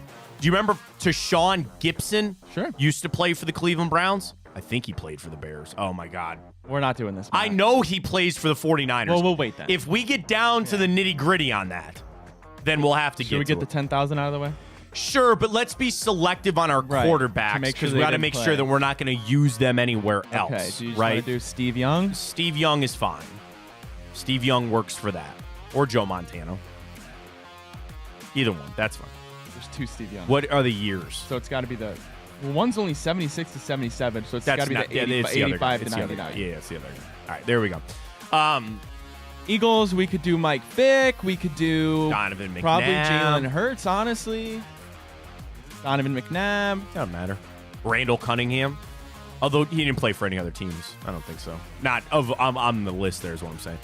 Throw whoever you want there. That's Mike fine. Vick, you cool? Yeah, that's fine. Mike Vick's fine. All right. Of course, it's probably Michael. Probably, maybe. Michael Vick. Is he there? Bing. Giants, Eli Manning. Yeah. Okay, that works. All right, young Ryan. Now we get into the savory. Well, here we stuff. go. Eagles, Bears. Okay. Alshon Jeffrey. Alshon Jeffrey is a great call on that. Good call. There you go. Done. The Giants, the first one that I thought of was Colt McCoy. And I'm trying to picture if Colt McCoy ever played for the Bears or the Buccaneers. Now, my fear is nothing is jumping to me that says yes.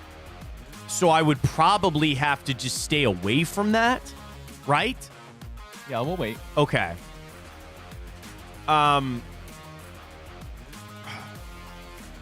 Did Jabril Peppers ever play for the Bears?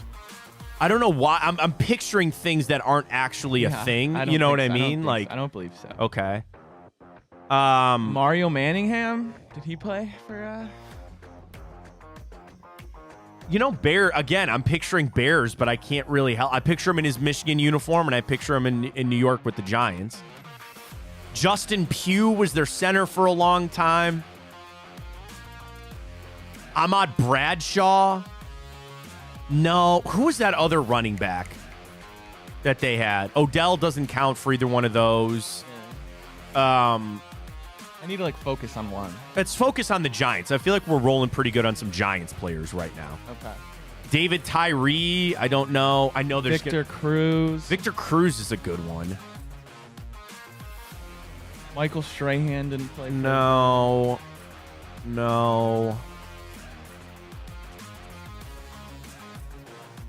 Oh, no, not the Giants. I was going to say Leonard Fournette, but he started with the Jags. Gronkowski doesn't work for any of those. Trying to think of the guys that Tom Brady brought down there with him.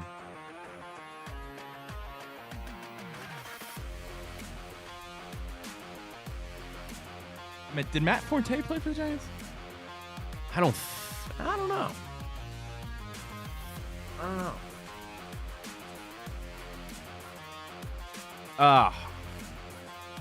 Again, running through quarter, because they went through a lot of quarterbacks too. And they've had a lot of, man, because it was Eli Manning for a long time. Like, there's got to be backups that were there, too. All right, let's flip off. You want to go to some other team? Is there a Fitzpatrick we could use in here? No, I don't think so. I mean, obviously he played in Tampa Bay. Did he play for the Giants? I don't think he did. Played for the Jets. I don't think he played for the Giants. If we get down to it, you might have to throw him in there for that. Buccaneers.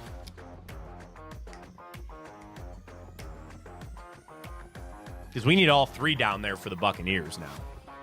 So, John Lynch. For what? Wait, he played in San Francisco, did he not? He was in Denver, then he went to Tampa Bay. He's in San Francisco now as a general manager. I don't know if he actually played in San Francisco, though. Who am I thinking? Who's the one receiver I'm trying to think of? He unfortunately passed away very early. Demaryius Thomas? No.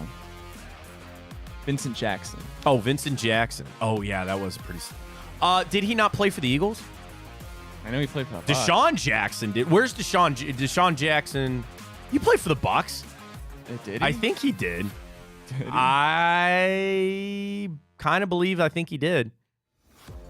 I think he did. Deshaun Jackson played I for think so. the Bucs? Sure. I don't know where else to go. Nice. All right. That's what I thought. All right. Deshaun Jackson, so we're good on that. All right. 49ers. 49ers Bears.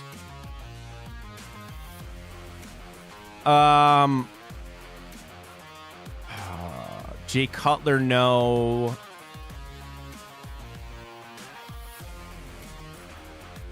Sam Darnold didn't play at either one of those spots. Not Jay Cutler. 49ers Bears, 49ers Bucks. I know there's some legendary player that we're missing with the Bucks and the 49ers. I just know that there is. I can't think of it. Like, did Jerry Rice ever play for like the Bucs? No. Not the Bucks. Not the Bucks. Selleck? Yeah, the tight end. There was two of them. Brent Selleck? Brent Selleck. I know he played for the Eagles, and I know he played for the 49ers, but beyond that, I don't know. What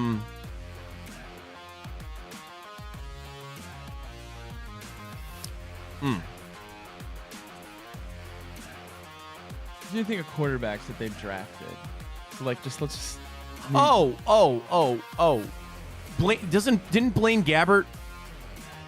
I feel like Blaine Gabbert has played for both the 49ers and the Buccaneers. Or Mike Glennon? Oh, that's a good one for the... Oh, no, Mike Glennon for the for the Bucks and the Giants. Bucks, Giants, Mike Glennon. 1,000%. 100% Mike Glennon. Yes. All right, Mike Glennon. There we go. That's a good one there. That's a good fall right there. Yeah, I think we need to focus in on the quarterbacks that have just been turnstiles a bit of their career here. And all that. Do you want to try go Bears Giants and just cinch that on up and be done with it? Yeah. All right, Bears Giants.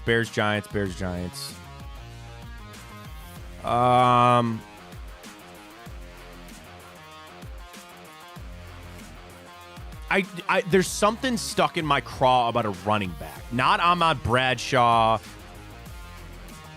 Remember Matt Forte? I said Matt Forte earlier. Did you? Yeah. Did he play for the Giants? That's what I asked you. Oh, did you? Yeah, I asked that. Did he play for the Giants? Or Matt Breida? Okay, so I know Matt Breida played for the Giants. Did he also not play for the 49ers and the Buccaneers? I think he played for the Niners. Yeah, I know he played for the Niners. I think he might have played for... Oh, man. Matt Breida's in here somewhere. I know he's played for the 49ers and the Giants. The problem is we don't need that. The question is, did he play for the Buccaneers, too? I kind of... If it gets down to it, I might say yes. I might say we might have to go Matt Breida here. Oh, my gosh. Okay, For some reason with the Bears, the hefty lefty, Jared Lorenzen, R.I.P., but obviously I know he played for the Giants. Did he play for the Bears? Something is like, but he had to have appeared in a game too, right? Yeah. I'm gonna write that down. Can I Google that? Can you let me Google that? I suppose. All right, Jared Lorenzen. But again, if he actually would have worked, we can't use him. No, it wouldn't have worked. Would not have worked. All right, so find out. No on Jared Lorenzen. Oh, man. I need to probably do better on just going through the current roster. I said I was doing prep. I was running through draft picks and things like that. Bears, Giants, quarterback. Bears, Giants, quarterback. Bears, Giants, Gotta quarterback. be one. Bears, Giants, quarterbacks. Bears, Giants, quarterbacks. Start naming. Let's name all the Giants quarterbacks we've known. Tyrod Taylor. Yeah. No, because he right? No, He was not on for the the Bears, Bears. no. Not for the Bears. Not for the Bears. I mean, who was after Eli Manning between like? Before they got to Daniel Jones. Yeah. Oh, who was the guy that they benched him for? Wasn't that Daniel Jones? They benched him eventually and give the job to Danny Dimes? Is that not how that worked? I don't know. I can't remember. I think so. And again, there's gonna be some era. There's an era guy that everybody's screaming at us about some guy that played in the 80s or something. I love checking the comments. I know after. it's so bad because people are like, "You guys are idiots." That's why we do this. It's just fun to see how really stupid we are. Again, I can't. I keep thinking of ones that we don't need, like that are we already. I filled know that that's grid the other out. problem, right? Giants, Bears, Bears, Giants. Bears. Okay. Finkel Bears. is Einhorn. Einhorn is Finkel. Like Jewel. Not Olivier Vernon. He came here.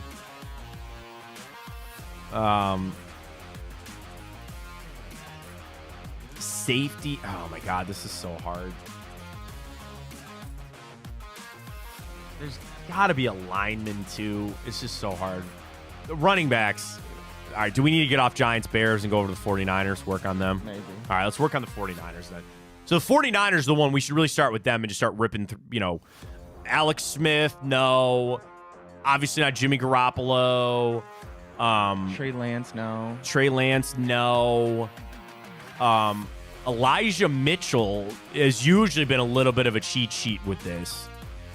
I don't know why I can't get away from Matt Breida with the 49ers and either one of those two other teams. I just, there's some reason that's stuck with me, but I can't get past it.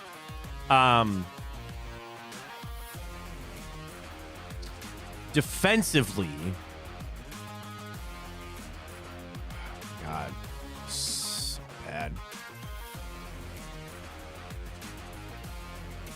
We're getting to our 10 minutes here. I don't want to click on comments. I'm getting tweets, and I don't want to click on them because they might be answers. I feel so dumb. Yeah. Yeah. Oh, no, they're just tweeting me about the dome. Well.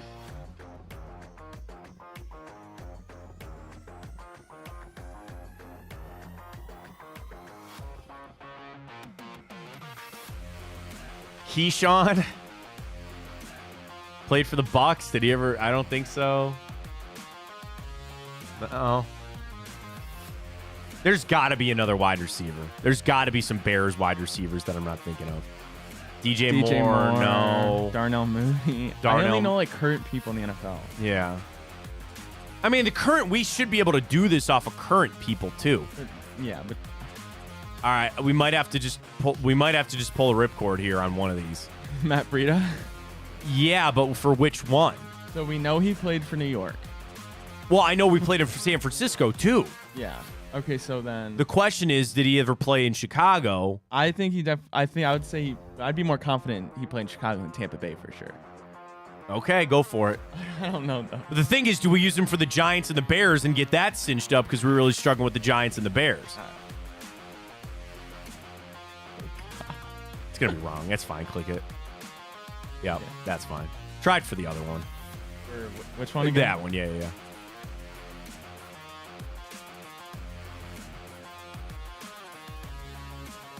Yep. All right. Damn it. I'm gonna click the answers and we're gonna get pissed. I know. That's what we do. All right, we'll start with 49ers, Tampa Bay. Yeah, we didn't even think about like kickers in this either, but that's fine. Go ahead. Steve Young. Wait, what? What? Richard Sherman. He played a season on the Bucs. He did? I didn't know that. Okay. Jeff Garcia. Oh my God, I'm such Trent an idiot. Dilfer, Blaine Gabbert. I did I not say Blaine Gabbert earlier? That's about it for notables. Okay, that's fine. I should have known Jeff Garcia. Damn it. We'll do San Fran Bears. Yeah. Richard Dent, Rosie Taylor, Tommy Hart, Ted Washington, Walt. Never heard of any of them. Yeah, that would have been Ted Washington, former Cleveland Brown, by the way. Brian Hoyer. Oh my God. Marquise Goodwin. Yeah. We need to remember Hoyer. Man. Ted Ginn Jr. He's a little cheat code too. He is. Yes. Giants. Bears. Eric Barn, Brandon Marshall. Oh my gosh. That was the other Bears receiver I couldn't think of. Oh. Martellus Bennett. Whatever, man. It happens. All right, bad week for us. We'll get one next week on the Immaculate Grid. Stay with us. We'll get the timeout coming up. We'll get our Cavs boost rocking and rolling for tonight. Some more things coming out from the Combine. Everybody's freaking out about the dome on my Twitter inbox. I have a special birthday today, by the way. Oh, good. All right, we'll get to that coming up. Timeout comes your way next.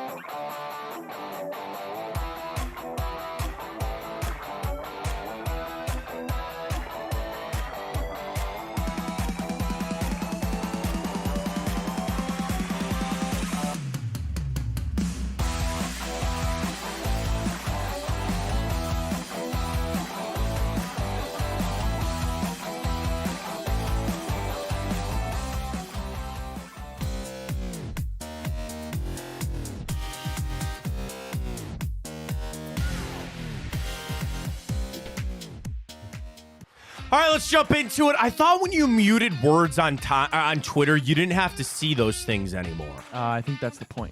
That doesn't work. What'd you mute? Can I be honest with you? Yeah.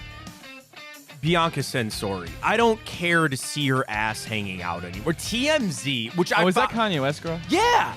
And like, I frankly don't really care what they do, and I'm more upset at TMZ. So I follow TMZ because they have sports stuff that comes up from time to time. Bro, every other post is that she's naked in public. I really do not care anymore. I don't. They can live their lives and wear whatever mask they want, or she could walk out with just tape over her nipples and nothing else. I really do not care. So I muted Sensori. I should just mute Kanye, to be honest with you. But I guess because it was apostrophe and not just the word. So, moment, please, while I get to my settings on Twitter, which is just a crap show. Twitter's going down. You don't want to see your butt cheeks? No, I don't. I'm adding another one. Sensori. So now I got it. Save. Done. Let me go back to my... Nope. Still there. It really is... I want to unfollow TMZ. Maybe I should just follow TMZ Sports. But there's other stories that come up that I see. But, dude, every other post from them is her and him out there doing something. I mean, Twitter's just Pornhub at this point. It's bad. Twitter is a cesspool. It always has been, but I think it's getting worse. Yeah, Sensori's dad reportedly wants to confront Kanye about the trashy clothing. Why don't you talk to her? Or are they living that where he tells her what to do and what to wear and she's like his doll or something? They're weird. Each their own, man. I don't care. You know who I really feel bad for? No. Those kids, man. I know. Those kids. And I know that they'll live with millions of dollars for the rest of their lives. You got it off your mom's porn video. And that's your dad. And I hope that they're good parents. I hope they're co-parenting fine. But I really am overseeing Bianca Sensori's butt cheeks. I really am. So I hope this finally takes through here. Can I clip that? Yeah, sure. Send that to TMZ while you're at it. I'm just really overseeing it. All right, where are we? Time hop. Here we go. All right. Great. Karis LeVert's now questionable for tonight. I saw that. Yeah, right elbow sprain. Donovan's questionable. See how it goes. All right, let's jump into timeout. The day I said I was done with Bianca Sensori's butt cheeks. 1 year ago today at the Combine, Kevin Stefanski confirmed he will call plays for the upcoming season. Time is a flat circle, is it not? Here we are yet again. Is he calling plays? What's going on? I think it's twofold. The fact that he never gave it to Alex Impelt is fine. I know, I was said John Dorsey. Ken Dorsey is apt and can do it. We'll figure it out when they figure it out.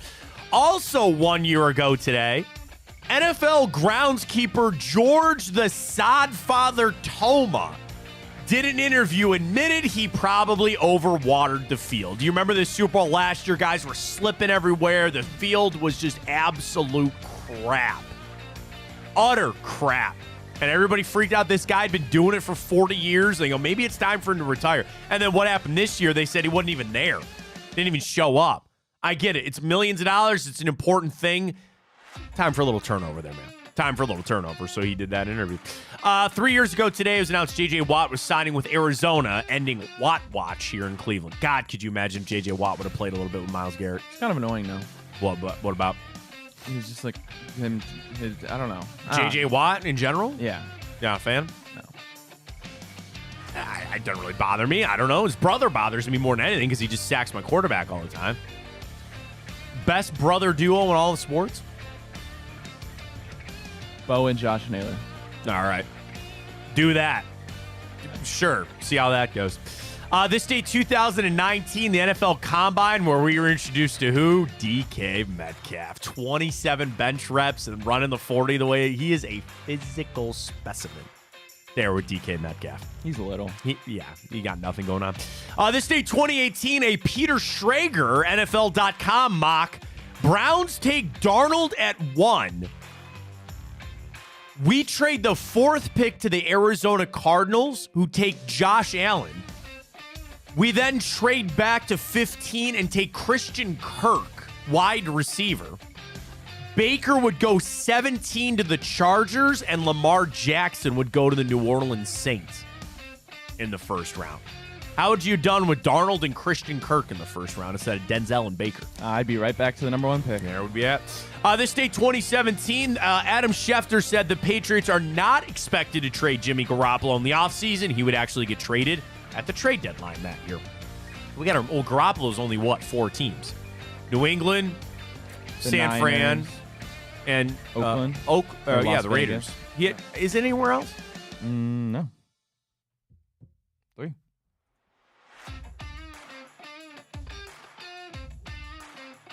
Yep. By God, you're right.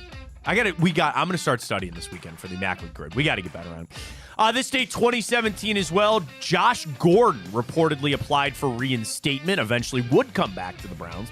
Also this day, 2017, a report that Johnny Manziel was garnering interest from NFL teams around the combine. Why? I don't know. Here's a sad one. This day, 2012, Grady Sizemore had a microdiscectomy in his back. He was on the Indian spring training on a 1-year, $5 million deal. He would never play for them again. I played wiffle ball with him. Did you? I did. What if? One of the biggest what ifs, not only in this town, but I think maybe in baseball. This day, 1997, demolition of Municipal Stadium was finally completed. Do you know where Cleveland Municipal Stadium is at the exact moment? It's at the bottom of the lake. They threw it in the lake. They said, it's a natural reef, or create a reef for all the fish. They gave it the cement shoes? Well, the other thing is, a couple of years ago, we had some bad storms. Some pieces of the stadium started washing up. Like in some like horror movie type thing, the stadium is coming back for us all of a sudden. They threw it in the lake. Natural reefs. Hey, man, whatever gets that perch and walleye population up, I'm all for it. Get that blue-green algae out of there. Good spawns. We'll be out there before you know it. This day, 1969, Mickey Mantle retires. Obviously one of the greatest Yankees of all time. This day, 1936, the Hoover Dam was completed. Nice. Took 5 years to construct. Never been. Don't really want to go. Not really on my list. It is what it is. Excuse me. Do you know about Charles Lindbergh's baby getting kidnapped? I do. Happened this day, 1932. 1932. I killed it, right? Yeah, but then there was the guy that said he didn't do it or did do it, Bruno Hauptmann. I don't know why I remember that, but I do. It's so morbid, I don't want to do it as a bracket, but what's the one murder mystery you would want solved? John Benet Ramsey. I think the brother did it, personally. They found that little, that fracture that looked like the flashlight. Well, can I pick one that I think... A sneaky one for me. Covered up? Like they lied about Sure. it? John F. Kennedy. We all know what that was, but that's okay. Yeah. You just want it. It's stone cold fact. The other one is Making a Murder. Stephen Avery, did you watch that on Netflix? I didn't, but I know Oh, my God. Doozy. I trying to think he think. did it, but I just would love to really know. What about, oh, God, what's his name? Jimmy Hoffa. Well, the funny thing about Jimmy Hoffa is you have all these old-time gangster guys like, I was in the car. Like, how can you prove any of it? Yeah. The one guy who sounds the most credible was like, no, like we literally, I was in the car, they killed him, they threw him in a barrel, and they burned him. Like, he's not anywhere. They did it in some vacant field outside of That's a Detroit. good question. I don't know who I'd pick. If you could get one song, like, again, if you could, like, picture a time machine to go back and just know exactly what happened, JFK would be a good one. It's John Benet Ramsey. It's a government. Oh, I think it was a mafia. Well, they were Through the government, Yeah. yes. I completely agree with that. 100%. And then you got your cover up and all that, but that would be one. This day 1872, Yellowstone was established. Spoiled my next one. A very happy birthday goes out to the great state of Ohio. This day, 1803, Ohio became a state and admitted to the Union. We're the heart of America, man. I don't know what to tell you. Love the state. Love Cleveland. Is what it is. We did it yesterday, but today it officially began the Salem witch hunt. Yesterday they were accused. Today it started in 1692. Ryan wants to go back to that era. He would love to LARP in that area of town. A very happy birthday goes out to Chris Webber, Tyreek Hill, Jamar Chase, Justin Bieber, Ron Howard, the great Javier Bardem, Don Lemon. Did I mention Booker T on the show earlier? I think I did, and it's his birthday today. That's weird. Zack Snyder, and Roger Daltrey, all celebrating a birthday. Ryan, you had a very special one to shout out. Yes. My dog Ruby turns 3 there today. You go. Happy birthday. I love her to death. She's my little demon. Happy birthday, Ruby. Happy birthday. Send her the clip. She'll really enjoy it. She shares quite a list of birthdays there for you. Yeah, no kidding. Going on there. So there's a little bit of time hop there with you today here on the show. Cavs back in action tonight. Did they get it up yet? They're waiting. Okay, can I give you a little insight? So we love Tipico. And code Fontana 100, when you sign up, you get those bonus bets. When you deposit and bet $25, you get $100 in bonus bets. They're smart at Tipico. There's no player props up because they're waiting. All of a sudden, now we get Karis LeVert. So they're probably sniffing that something might change for tonight. 7 o'clock, 9.5 for the Cavs, 221.5. They have some player props, but it's just Donovan Mitchell, Cade Cunningham, Jaden Ivey, Jalen Durant, things like that. There's no Cavs players, on this. So let's do this, Ryan. We have submitted the bracket, or I'm sorry, the poll. We'll get to the bracket. We have submitted the boost. We'll tweet it out when they get it. At Matt Fontana Show. Still get signed up with code Fontana 100, and you can get those bonus bets with the deposit of 25 in the bet. You'll get those. Terms and conditions apply. Gambling problem, call 1-800-GAMBLER. By the way, March Gambling Addiction Awareness Month, so let's be careful on that. If you've got a problem, please call. So we'll send the bracket out, or send the boost out later. At Matt Fontana Show. I keep saying bracket because, Ryan, we are going to reveal our month-long bracket. We'll do that in just a second. But first, our bracket of the week. That's Chick-fil-A. You like the chicken dabbing?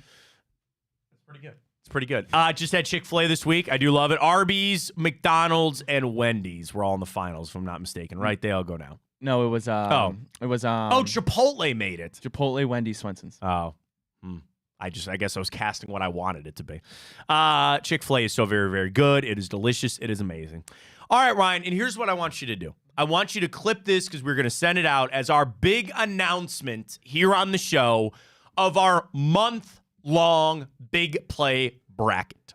So I've done this pretty much my whole career of doing the bracket. We all know what March is. So we will do our own version. That's funny, man, because I was in the shower yesterday just thinking about how I wanted to make the graphic, and I was like, oh, I wonder why he does the month long in March. And then it hit me. I'm like, oh, duh. That's why. So here's how it works. We will have 5 weeks of the same bracket. Usually we change it every week. In the past, just to give you a little primer on what it is, we did last year the best TV show of all time. Seinfeld won. We did the best pizza in Cleveland. We've done the best Cleveland wings. Ryan, we are going back to the roots of our hometown, Cleveland, Ohio, and we are on the search for the best bar in Cleveland. Here it is, our schedule on how we're going to lay it out. We will go to the east side, south side. East side, best side. Let me explain. South side will be Brunswick, Strongsville, Medina, Berea. The way that I look at it is if you get it off of 71 before Brook Park, that's south. Hudson, east side, right? Oh, 100%. Okay, there's that.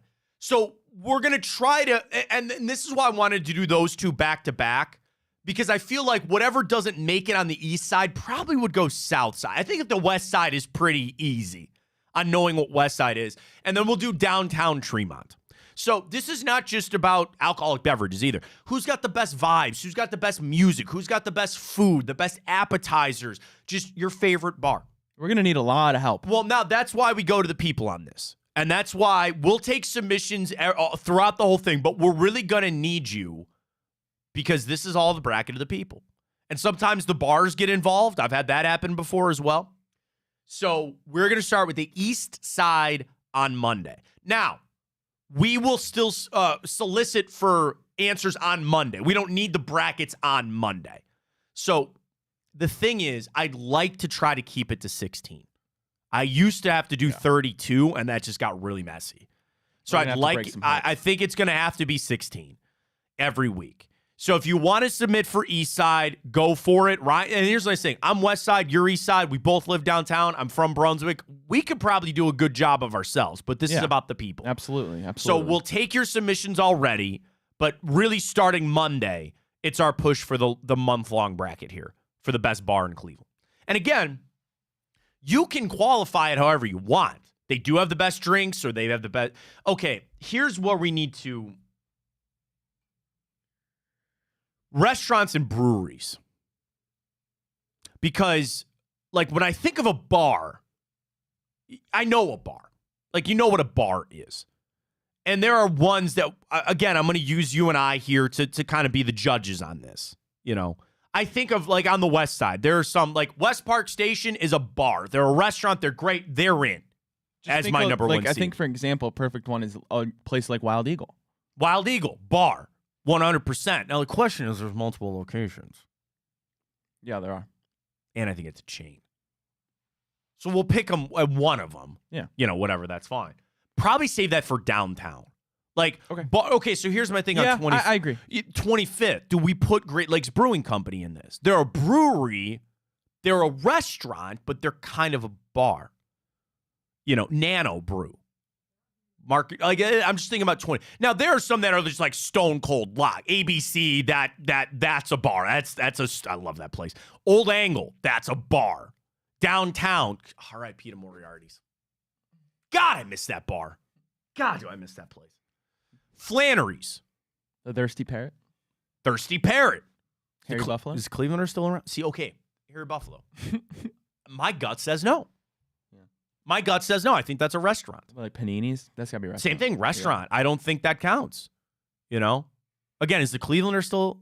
I think Clevelander's still there. I think they closed Panini's, but I think Clevelander's still open.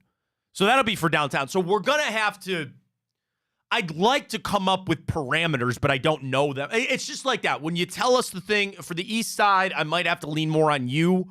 Sure. But, like, you know it when you see it. So we're going to send that out. I'm excited. I'm very excited. I love doing this. It's a lot of fun. We're going to start with my side. I know. That's why I want to start on the east side out there. We'll go around. I want a lot of people to get involved with this. We'll clip this, send it out as our big announcement, and tell all the other shows here at Big Play this afternoon as well. Because, you know, they're going to get all pissed about it, too. I'm sending this from every show. Do it. Absolutely. Please do. We just need your submissions. And, again, the easiest thing would be just to follow us on social media. We should post this on our IG, too. We should post that on IG because we'll take comments from everywhere. Okay. You know, and each week we'll kind of bring up where we're at. And I just love it. We all love it. Like, and again, it doesn't have to be. You could be a non-drinker. That's fine. There's a place you like to go. They got really good food. They got really good atmosphere. I think the live music is setting it apart. You know, if you got a place that has some jams on a Friday night, oh my God, touch tunes. I'm just now running through all these bars that I'm going to put on the west side. Like, I might not even. I want to go get a drink right now. It's Friday. What else you got to do? Jack Daniels. Oh, I'm on a Jack Daniels kick. I used to drink quite a few. I've kind of, I don't want to say graduated because I still love Jack Daniels. I am whiskey's where it's at. As you mature, yeah, like, no, I'm in the middle of that. I'm like evolving. You'll get there, man. And that's the thing. I love beer. This is one of my favorite times of the year. The fall is the peak beer time of the year. This is pretty damn close because I got my Conways out there. I'm going to start getting into the summer beer. The cycle of beer in Cleveland is amazing. I'm telling you, whatever you say about this town, you cannot knock because we got some awesome beer here. So I like, you know, a beer from time to time and an IPA, but they're not like a good little stiff pour whiskey right there. Finish it on out. So that all factors in. Who's got the best pour whiskey? See, okay, again, like, how do we get, like, the breweries and stuff? I don't know. We'll figure it out. We'll get to that coming up on Monday. Big Play, Big Bets a little bit later on Big Play here. Stay with us. Enjoy the weekend coming up. Go get it tonight, Cavs. Enjoy the hell out of the Combine, and we'll talk to you on Monday for another edition of the Matt Fontana Show right here on Big Play. For Ryan Tyler, I'm Matt Fontana, and as always, take it easy.